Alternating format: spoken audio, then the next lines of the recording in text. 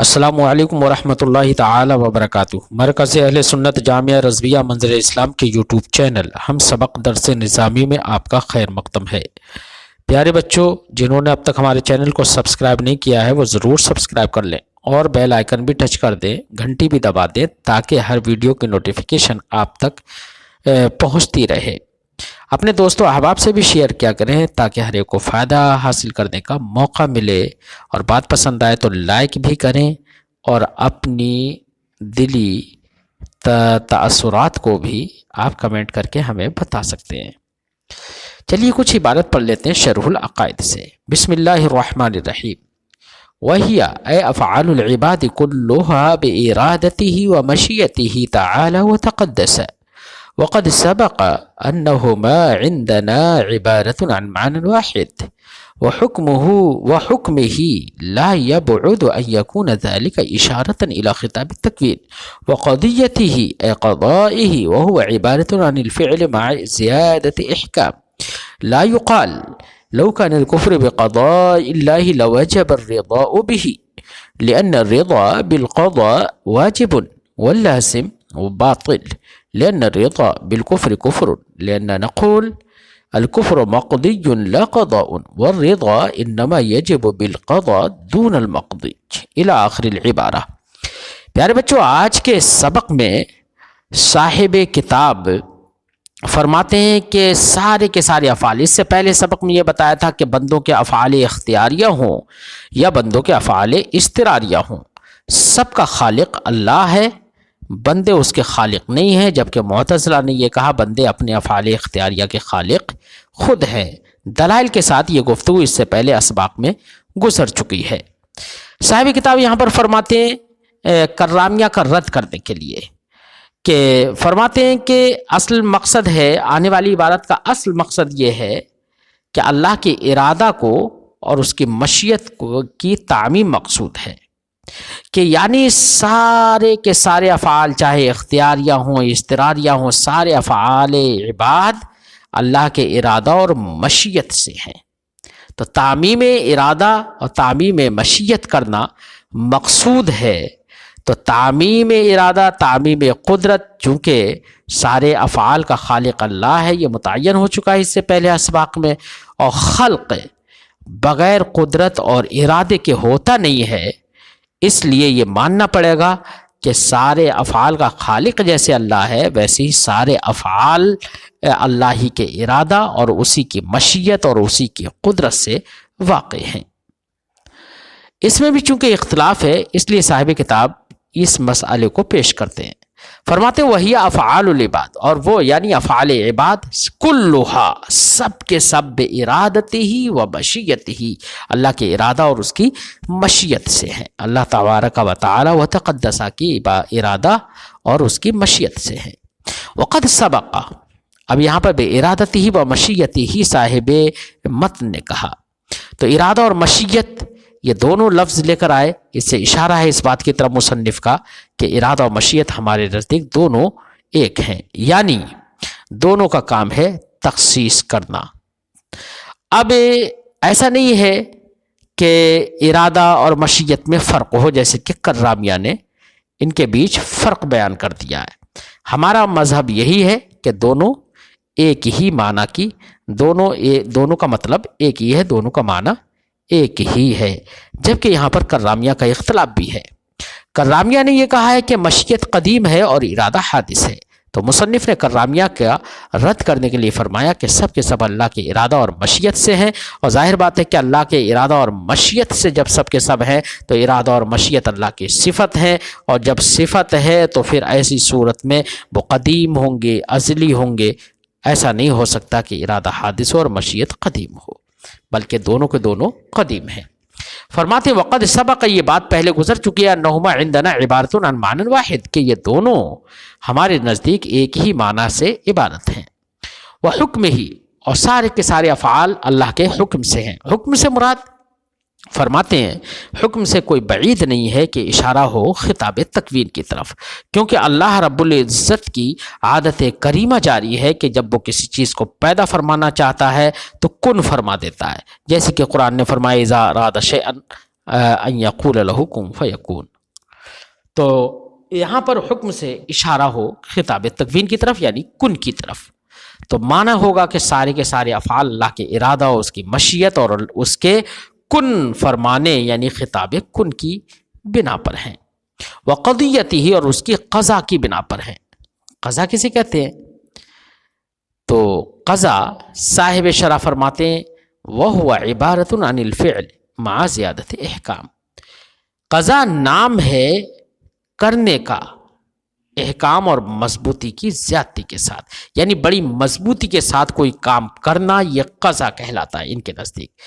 تو فعل سے تعبیر انہوں نے کیا، جب فعل سے تعبیر کیا تو یہ فعل کوئی بھی کام کرنا یہ متعلق قدرت ہوتا ہے، یا متعلق قدرت جب ہوتا ہے تو ایسی صورت میں مصنف کی تفسیر کے مطابق یہاں پر فعل یہ متعلقات قدرت سے ہوگا، تعلق قدرت ہوگا یہ فعل، اور جب تعلق قدرت ہے تعلق ہوگا تو ایسی صورت میں قضا یہ اللہ رب العزت کی صفت ذاتیہ نہیں ہوگی، کیونکہ تعلق کا نام اور تعلق حادث ہوتا ہے۔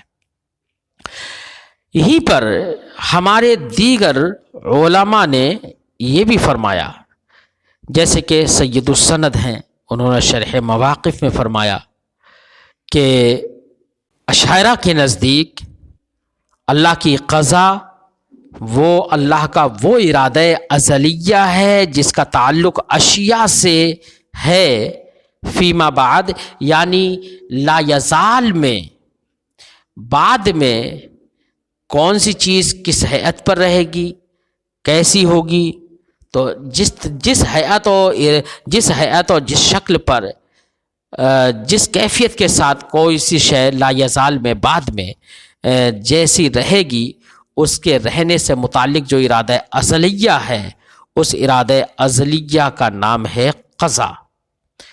تو یہ اشاعرہ کے نزدیک ہے، تو اس تفسیر کی بنا پر قضا یہ اللہ تعالیٰ کی صفات ذاتیہ سے ہوگی۔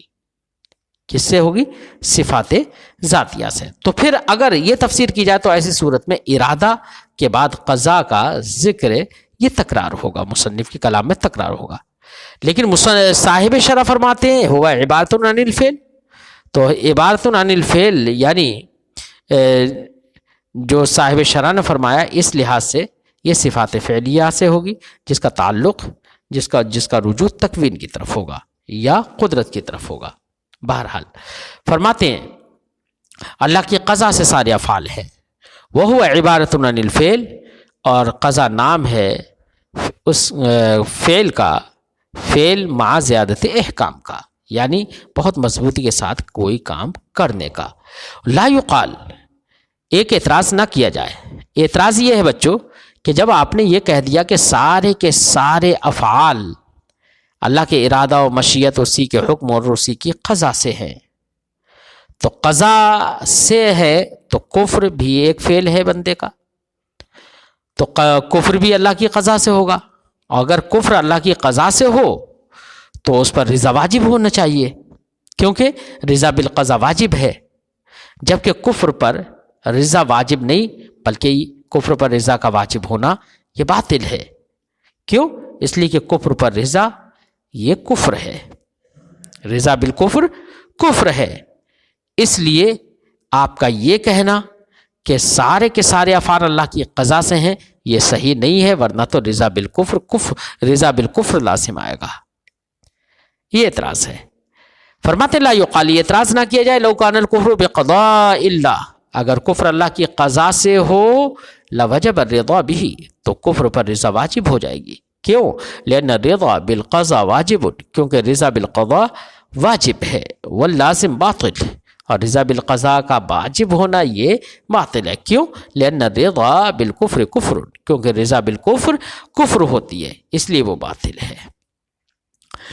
یہ اعتراض نہ کیا جائے، لأننا نقول، کیونکہ ہم جواب دیں گے۔ جواب کا خلاصہ یہ ہے بچوں، رضا بالقضا واجب ہے، رضا بالمقضی واجب نہیں ہے۔ تو کفر وہ اللہ کی قضا نہیں ہے، قضا تو اللہ کی ذات کے ساتھ قائم ہے، کفر کا اللہ نے فیصلہ کیا ہے، تو کفر تو مقضی ہے نہ کہ قضا، تو رضا بالقضا واجب ہے نہ کہ رضا بالمقضی، اس لیے کہ رضا بالکفر واجب نہیں ہوگا۔ بات سمجھ آئی؟ اس کا مطلب یہ کہ معترض نے قضا اور مقضی دونوں کو ایک سمجھ لیا، یہی اس سے غلطی ہوئی۔ جواب کا خلاصہ ذہن میں آ گیا ہوگا۔ فرماتے ہیں لأننا نقول، یہ اعتراض نہ کیا جائے کیونکہ ہم کہیں گے الکفر مقضی، کفر تو مقضی ہے، لا قضا، قضا نہیں ہے۔ والرضا انما یجب بالقضاء، رضا وہ تو واجب ہے قضا پر، دون المقضی، نہ کہ مقضی پر۔ رضا بالقضا واجب ہے، نہ کہ رضا بالمقضی۔ یہاں پر ایک اور اعتراض ہو سکتا ہے۔ اعتراض یہ ہوگا کہ مثلا کسی شخص نے کہا رضیت بقضاء اللہ، میں اللہ کی رضا سے، کوئی نہایت دشوار ہے، دشواری میں مبتلا ہے، پریشانی میں مبتلا ہے، کوئی مصیبت کسی پر آ گئی۔ اب ایسے وقت میں وہ کہتا ہے رضیت بقضاء اللہ، میں اللہ کی قضا سے راضی ہوں، اور اس کی مراد یہ ہے، اللہ کی قضا سے راضی ہونے سے مراد اس کی یہ ہے کہ جو اس پر جو مصیبت اتر گئی ہے وہ مصیبت پر میں راضی ہوں، یہ مراد ہے۔ اور جبکہ وہ مصیبت کیا ہے؟ مقضی ہے، اور بولتا ہے رضیت بقضاء اللہ، تو یہاں پر رضا بالقضا ہوئی، لیکن قضا سے مراد یہاں پر ہے کیا؟ مقضی، تو رضیت بالمصیبہ ہو جائے گا۔ بات سمجھ آئی؟ تو یہاں پر جو بلا مصیبت نازل ہوئی ہے، پریشانی، وہ مقضی ہے، تو یہ مقضی جو ہے یہاں پر اس کا رضیت بالقضا کہنا، قضا سے مقضی مراد لینا، یہ کہنا پھر تو اس کا درست نہیں ہوگا۔ بات سمجھ آئی؟ تو یہاں پر رضا بالقضا کہنا کیسے درست ہوگا؟ درست نہیں ہوگا، کیونکہ قضا بول کر مقضی بھی مراد ہوتا ہے۔ تو بہتر یہ ہے ایسی صورت میں آپ جواب یہ دے دیا جائے گا کہ دیکھیے کفر ہے مثلا، یا کوئی بھی غلط کام ہے، اس کی دو نسبتیں ہوتی ہیں۔ ایک تو نسبتی ایجاد ہے، یعنی موجد کی جانب نسبت، اور ایک اس کی نسبت جو ہوتی ہے نسبت الی العبد ہوتی ہے۔ تو من حیث الایجاد اس کی نسبت کفر کی اللہ کی جانب ہے، تو اس نسبت کے اعتبار سے تو کفر سے رضا واجب ہے کہ یہ بھی اللہ کا مخلوق ہے۔ اور ایک کفر کی نسبت بندے کی طرف ہوتی ہے من حیث الکسب، من حیث الاتصاف۔ تو من حیث الاتصاف جو نسبت بندے کی جانب ہوتی ہے، اس نسبت کے اعتبار سے کفر پر رضا یہ واجب نہیں ہے۔ تو کسی بھی غلط کام، کسی بھی معصیت کی نسبت دو ہوتی ہے، ایک نسبت الی اللہ، ایک نسبت الی العبد۔ نسبت الی اللہ من حیث الایجاد ہے، اس اعتبار سے اس پہ رضا واجب، اور نسبت الی العبد من حیث الکسب اور من حیث الاتصاف ہے، اس اعتبار سے اس پر رضا واجب نہیں ہے۔ یہ جواب دینا زیادہ موزون ہوگا۔ وہ تقدیر ہی، اور اللہ کی تقدیر سے ہے۔ تقدیر کسے کہتے ہیں؟ تقدیر کہتے ہیں ہر مخلوق کا اس کی اس حد سے گھیر دینا، حد بندی کر دینا، جو حد جس حد پر وہ پایا جائے۔ مثلا زید پیدا ہوگا، اب زید پیدا ہوگا تو خوبصورت پیدا ہوگا، بدصورت پیدا ہوگا، موٹا پیدا ہوگا، تازی پیدا ہوگا، کیسا پیدا ہوگا؟ دبلا ہوگا، ہوشیار ہوگا، ذہین ہوگا، پاگل ہوگا، کیسا ہوگا؟ تو یہ سب کے سب اس کے حدود ہیں۔ اب ان حدود سے پہلے ہی اگر گھیر دیا جائے، اس کی حد بندی کر دی جائے، مثال کے طور پر زید کی حد بندی کر دی گئی کہ زید ایسا ایسا پیدا ہوگا، اس کے پیدا ہونے سے پہلے ہی اس کی حد بندی کر دی گئی ہے، تو اب یہی کیا ہے؟ تقدیر ہے۔ یہی کیا ہے؟ تقدیر۔ تو اسی کو فرماتے ہیں وہ تقدیر اللہ ہی کے تقدیر سے ہے سارے افعال۔ تقدیر کسے کہیں گے؟ وہ ہوا تحدید کل مخلوق، وہ ہر مخلوق کو محدود کرنا ہے اس کی اس حد سے، الذی یوجد، جس حد پر وہ پایا جائے گا، مثلا حسن پر، قرب پر، نفع پر، ضرر پر، وما یحویہ، اور کس زمانے میں وہ پایا جائے گا، وہ جس زمانے کو وہ شامل ہوگا، جو زمانہ اس کو محیط ہوگا، یا جو مکان اس کو پایا گا، کس مکان میں پایا جائے گا، اس جو مکان اور زمان اس کے لیے حاوی ہوں گے، ان تمام کے ذریعے سے حد بندی کر دینا۔ وما یترتب علیہ من ثواب، اور پھر وہ کام جو بھی کرے گا، کام کرنے کے بعد اس پر کیا ثواب مرتب ہوگا، کیا عقاب مرتب ہوگا، کیا سزا ملے گی اسے، کیا، تو یہ سب کے سب پہلے سے حد بندی کر دینا یہ تقدیر ہے۔ یہاں پر صاحب کتاب نے بِإِرَادَتِهِ وَمَشِيَّتِهِ وَحُكْمِهِ وَقَضِيَّتِهِ وَتَقْدِيرِهِ یہ سب فرمایا۔ یہ سب بیان کرنے سے مقصود جو ہے وہ اللہ کا ارادہ اور اس کی قدرت کی تعمیم ہے۔ یعنی جب یہ معلوم ہو گیا کہ سارے کے سارے افعال عباد وہ اللہ کی مخلوق ہیں، اللہ ہی خالق ہے ان کا، تو خلق بغیر ارادہ اور قدرت کے نہیں ہو سکتا۔ لہٰذا اس سے مقصود یہ ہے کہ اللہ رب العزت کے ارادے سے اور اللہ کی قدرت ہی سے سارے افعال واقع ہوتے ہیں۔ اگر اللہ کے ارادہ و قدرت سے نہ مانے جائیں جبکہ خالق اللہ ہی ہے تو معاذ اللہ اللہ کا مجبور اور مکرہ ہونا لازم آ جائے گا۔ اس لیے یہاں پر مقصود یہی ہے کہ قدرت و ارادہ کو عام کرنا۔ فرماتے ہیں والمقصود، مقصود ہے تعمیم و ارادت اللہ تعالی، اللہ تعالیٰ کی ارادے کی تعمیم اور اس کی قدرت کی تعمیم۔ لما مرہ، کیونکہ یہ بات پہلے گزر چکی ہے، من ان الکل بخلق اللہ، کہ سب کے سب اللہ کی خلق سے ہیں۔ وہو یستدعی، اللہ کی خلق سے ہونا سب کا یہ تقاضا کرتا ہے قدرت و ارادہ کا، لعدم الاکراہ والاجبار، کیونکہ اکراہ اور اجبار نہیں ہو سکتا، کیونکہ جو خالق ہوگا وہ مجبور اور مکرہ نہیں ہوگا بلکہ وہ ارادہ اور اختیار والا ہوگا، قدرت والا ہوگا۔ فَإِنْ قِيلَ، تو اگر اعتراض کیا جائے، یہ اعتراض یہ ہے کہ بچوں اگر کوئی کہے کہ سارے کے سارے افعال، ان افعال میں کفر بھی ہے، سب کے سب افعال اللہ کی خلق سے ہیں، اسی کی تقدیر سے ہیں اور اسی کی قضا سے ہیں، اسی کے ارادے سے ہیں، تو پھر بندے کا کوئی اختیار رہا اس میں؟ بندے کا کوئی اختیار جب نہیں رہا، جب اللہ نے پہلے ہی سے اس کے لیے مقدر کر دیا ہے کہ تو یہ کرے گا، تو کفر کرے گا، تو اسے تو پھر وہ کفر ہی کرنا ہے۔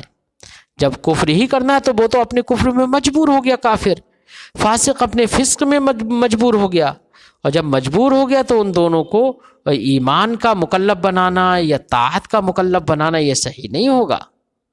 کیوں؟ اس لیے کہ تکلیف مال اختیار ہوتی ہے، تکلیف مال اجبار نہیں ہوتی ہے۔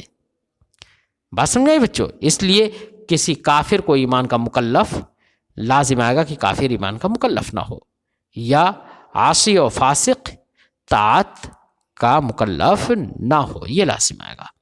فرماتے فَإِنْ قِيلَ، اگر اعتراض کیا جائے فَيَكُونُ الْكَافِرُ مَجْبُورًا فِي كُفْرِهِ، پھر تو کافر اپنے کفر میں مجبور ہوگا اور فاسق اپنے فسق میں مجبور ہوگا، اور جب وہ مجبور ہوں گے فَلَا يَصِحُّ تَكْلِيفُهُمَا، تو ان کو مکلف بنانا صحیح نہیں ہوگا ایمان اور طاعت کا۔ یہ اعتراض کیا جائے تو جواب کا خلاصہ یہ ہے بچوں، صاحب شرح آگے جواب دیتے ہیں، جواب کا خلاصہ یہ ہے کہ دیکھیے بندہ مجبور نہیں ہے تو سارے کے سارے افعال اللہ کی قدرت سے، اللہ کی تقدیر سے، لیکن پھر بھی بندہ مجبور نہیں ہے۔ کیوں؟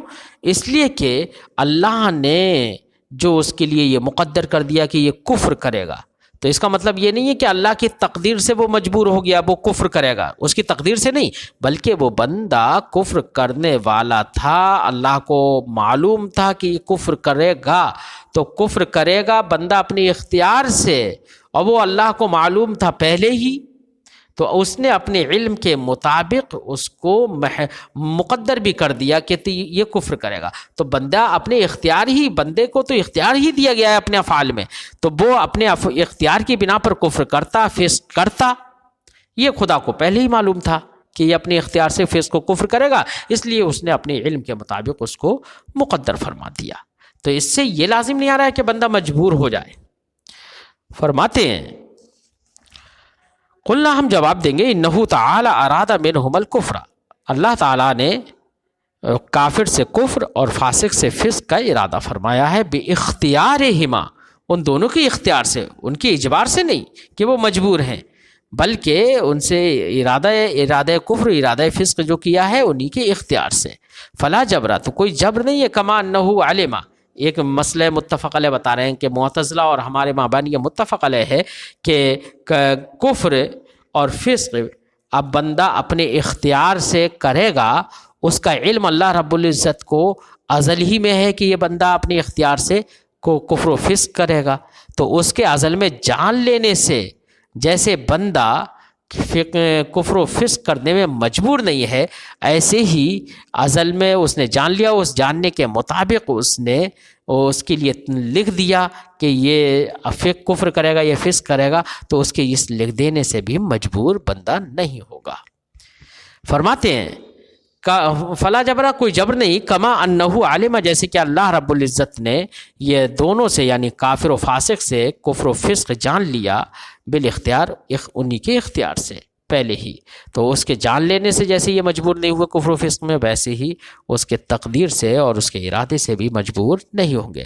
ولم یلزم تکلیف المحال، جب یہ مجبوری نہیں ہوئے تو تکلیف محال بھی لازم نہیں آئے گا، تکلیف عاجز بھی لازم نہیں آئے گا۔ والمعتزلہ انکروا ارادۃ اللہ تعالی للشرور والقبائح، یہ پوری گفتگو ہم نے صاحب شرح نے اسی لیے کی، صاحب متن نے اسی لیے کی چونکہ معتزلہ کا اس میں اختلاف ہے۔ اہل سنت و جماعت کا عقیدہ یہ ہے کہ سارے کے سارے افعال اللہ کی ارادہ اور اسی کی قضا اور اسی کی تقدیر سے ہیں، جبکہ معتزلہ کا یہ کہنا ہے کہ بندوں کے افعال دو طرح کے ہوتے ہیں، ایک تو برے ہوتے ہیں اور ایک اچھے ہوتے ہیں۔ اچھے افعال کا صدور تو اللہ کی طرف سے ہوتا ہے اور وہ اللہ کے ارادے سے ہیں، اور برے افعال کا صدور اللہ کے ارادے سے نہیں مانتے معتزلہ، بلکہ بندوں کے خود ارادے سے مانتے ہیں اور شیطان کے ارادے سے مانتے ہیں۔ تو انہوں نے اللہ کے ارادے سے نہیں مانا۔ فرماتے والمعتزلہ انکروا ارادۃ اللہ للشرور والقبائح، معتزلہ نے شرور و قبائح کا اللہ کے ارادے سے، اللہ کے ارادے کا انکار کیا۔